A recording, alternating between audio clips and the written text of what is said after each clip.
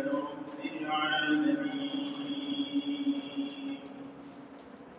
الرحمن الرحيم مالك يوم الدين إياك نعبد وإياك نستعين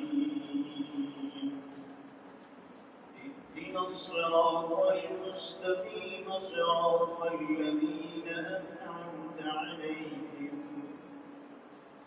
غير المغضوب عليهم ولا الضالين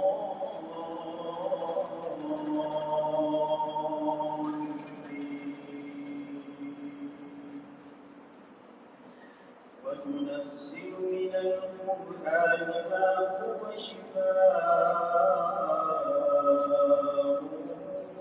ورحمة للمؤمنين ولا يزيد الظالمين إلا خسارا وإذا أنعمنا على الإنسان أعرض ونأى بجانبه وإذا مسه الشر كان يئوسا قل كل يعمل على شاكلته فربكم أعلم بمن هو أهدى سبيلا